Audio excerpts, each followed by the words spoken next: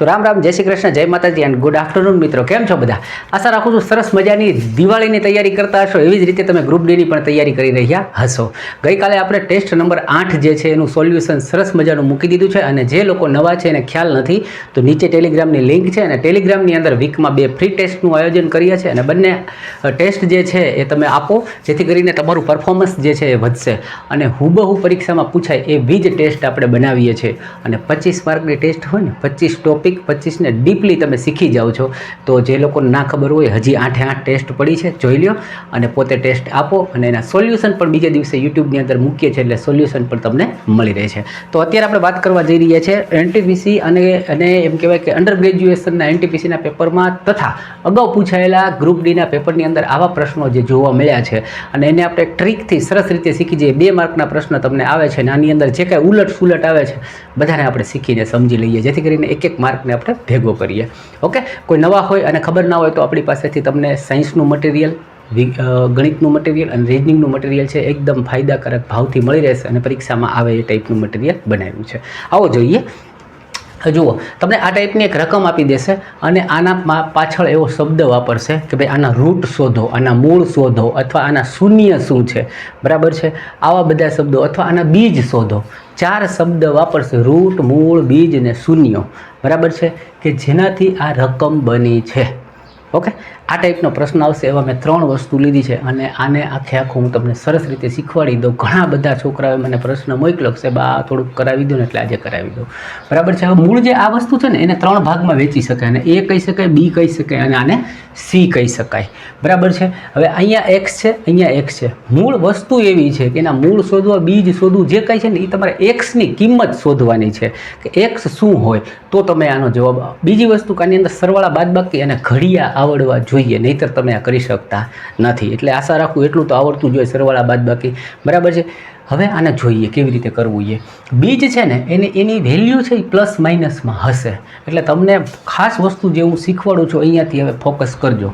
પહેલાં તો તમે અહીંયા જે નિશાની આપી છે ને, બરાબર છે, આ નિશાની જે છે ને એનાથી ઊંધી નિશાની મૂકી દો. એટલે અહીંયા પ્લસ છે તો હું અહીંયા માઇનસ મૂકી દઉં છું, અહીંયા માઇનસ છે તો હું અહીંયા પ્લસ મૂકી દઉં છું, અહીંયા માઇનસ છે તો હું અહીંયા પ્લસ મૂકી દઉં છું.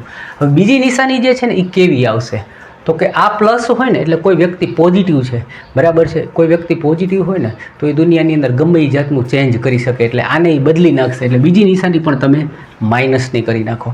હવે અહીંયા માઇનસની નિશાની છે એટલે કે કોઈ વ્યક્તિ નેગેટિવ છે, એ કોઈ પણ પરિસ્થિતિની અંદર એવો ને એવો રહે, એ બદલી ના શકે. એટલે આ માઇનસ છે તો આને એ બદલી નહીં શકે, એટલે એને આપણે એમના પ્લસના પ્લસ મૂકી દઈએ. અહીંયા માઇનસ છે તો હમણાં જેમ કીધું એમ કે પોતે નેગેટિવ છે તો એ બીજાને કંઈ કરી શકશે નહીં, એટલે બીજાની નિશાની પણ તમે આ જે છે એ જ ઇટ જ મૂકી દો. એટલે નિશાની જે છે એનું આપણે સમજી ગયા. હવે બીજ શોધવા કેમ? બીજ માટે જોવાનું, અહીંયા આ જે 96 છે એની આગળ નિશાની શું છે તો કે પોઝિટિવની. અહીંયા 84 છે એની આગળ નિશાની શેની છે? પોઝિટિવની. અહીંયા 96 છે એની આગળ નિશાની શેની છે તો કે માઇનસની. ઓકે, હવે આ 96 જે છે એના એવી 2 સંખ્યાથી તોડો કે જેનો ગુણાકાર 96 થાય અને આગળ પોઝિટિવ નિશાની છે એ જ 2 સંખ્યાનો સરવાળો 96 થાય. અહીંયા શું કરવાનું? 84 છે તો એના એવા 2 ભાગ પાડો સંખ્યાથી કે જેનો ગુણાકાર છે એ 84 થાય અને અહીંયા સરવાળો છે એટલે એ 2 સંખ્યાનો સરવાળો જે છે એ આ 19 થાય. અહીંયા 96 થાય અને એનો સરવાળો શું થવો જોઈએ? 20 થવો જોઈએ. અહીંયા 96 છે એની આગળ માઇનસની નિશાની છે એટલે એને એવી રીતે 2 સંખ્યામાં આપણે તોડીએ કે એનો ગુણાકાર છે એ 96 થાય અને આગળ માઇનસ છે એટલે એ 2ની બાદબાકી જે છે ને એ 20 બને. બસ આ તમને શોધતા આવડે એટલે આ દાખલો જે છે તમે કરી શકો છો. ઓકે, તો પહેલાંથી જોઈએ આને આપણે શું કરી શકીએ તો કે ભાઈ 12 × 7 = 84 12 × 8 96 એટલે 12 × 8 12 × 8 96 થયા. હવે અહીંયા પ્લસ છે એટલે એ 2નો સરવાળો જે છે એ 20 થવો જોઈએ તો કે 12 + 8 એટલે 20 થાય છે. એનો મતલબ કે એક બીજ જે છે ને એનું 12 છે ને બીજું બીજ જે છે એ 8 છે. તો હવે અહીંયા આપણે સંખ્યા મૂકવાની છે. મોટી સંખ્યાને આગળ મૂકો 12, નાની સંખ્યાને પાછળ મૂકો. ઓકે, તો આ 2 જે આવ્યા એ એના બીજ આવ્યા. ઓકે, સમજાઈ ગયું? એ જ વસ્તુ અહીંયા કરીએ. 84 છે, 12 + 7 = 84 એટલે આપણે કરીએ 12 × 7, 12 + 7 = 84 થાય. અને અહીંયા જે પ્લસની નિશાની છે એટલે એ 2નો સરવાળો છે એ શું થવો જોઈએ તો કે 19 થવો જોઈએ. એટલે એક એનું મૂળ છે એ 12 આવ્યું, બીજું મૂળ આવ્યું એ 7 આવ્યું. આપણને 2 મળી ગયા. ઓકે, ત્રીજામાં જોઈએ, હવે અહીંયા માઇનસની નિશાની છે, બરાબર. અહીંયા જોઈએ તો આપણે 12 × 8 = 96 થતું હતું, પણ 12 ને 8 હું બાદ કરું તો 4 બને, એટલે એના મૂળ છે એ માઇનસ કરવાથી આવે એવા હોવા જોઈએ, બરાબર છે. તો હવે હું એના માટે શું કરું છું તો કે 24 × 4, બરાબર છે. 24 × 4, 24 ચોખ્ખું 96 થાય, અને માઇનસની નિશાની એટલે 24માંથી હું 4 કાઢું તો 20 થાય. એનો મતલબ એક બીજ જે એ 24 હશે અને બીજું બીજ જે છે એ 4 હશે, એટલે મોટી નિશાની આગળ રાખીએ 24, અને અહીંયા હું કરું 4, એટલે -24માંથી -4 જાય તો 20 આવ્યા. તો આ જે શોધ્યા એને કહેવામાં આવે મૂળ, રૂટ, બીજ અથવા એના શૂન્યોની કિંમત. હવે આમાંથી એવું પૂછે કે આના અવયવ શું થયા, આપેલી સંખ્યા જે છે એના અવયવ શું થયા, એ પણ શીખી જાઓ. 3-4 જાતના પ્રશ્ન આવે છે તો એ બધાને આપણે સમજી લઈએ. ઓકે, તો આના આપણને અવયવ શું મળ્યા હતા, આના બીજ શું મળ્યા હતા તો કે 12 અને 8, બરાબર છે. આ પ્લસ હતું એટલે આપણે બીજ શું મળ્યા હતા, બંને માઇનસ મળ્યા હતા. ઓકે, તો હવે તમને આના અવયવ જો પૂછે તો આ x -12 કરું બરાબર x + 12 કરું બરાબર 0 આપું, અને આ 12 આ બાજુ જાય તો -12 બને છે, એટલે જે એક બીજ હતું એનો મતલબ કે આના અવયવ જે છે એ શું બનશે તો કે આના અવયવ જે છે એ બનશે x + 12. ઓકે, એના બરાબર 0 મૂકી શકાય, અને આ x + 8 એના બરાબર 0, એટલે એક અવયવ જે છે x + 8 આવ્યો, એક અવયવ જે છે x + 12 આવ્યો. આ બે એના અવયવ મળ્યા. તો એવી જ રીતે આના અવયવ શું થશે, આ પ્લસ છે સામે જશે તો x - 12, x - 7 અવયવ પૂછે, બરાબર. અથવા તો તમને આ રકમ આપીને એમ કહેશે કે નીચેનામાંથી આના અવયવો કયા, તો આના અવયવ પૂછે તો x + 12 છે અને x + 8 છે. આના પૂછ્યા તો આ પોઝિટિવ છે એટલે સામે જાય એટલે x - 12, x - 7. આ સીધી ને સિમ્પલ સરળ રીતથી મેં તમને સમજાવ્યું. હજી આના પછી એ લોકો નવું શું લેવા એને પણ આપણે જોઈ લઈએ, જેથી કરીને આ કાયમ માટે આપણને આવડી જાય ને આનો માર્ક જે છે 1 કે 2 માર્ક છે આપણે કવર કરી લઈએ. હવે થોડીક બીજી ટાઈપ જે છે એને પણ જોઈ લઈએ. હવે ક્યારેક છે ને તમને આવો સીધો સરળ દાખલો ના આપે, આવું આપે, આ NTPCમાં પૂછ્યું એટલે આપણે એને પણ જોઈ લઈએ. તો આને તમારે પહેલાં ઓરિજિનલ રકમમાં બદલવો પડે, પછી તમે એના મૂળ કે શોધી શકો. જેમ કે આપ્યું છે x² + 6 બરાબર x + 8ના બીજ, મૂળ, રૂટ શોધો. ઓકે, તો આને શું કરવું પડે તો કે પહેલાં તો એને આ ફોર્મમાં લાવવું પડશે, એટલે કે ભાઈ x².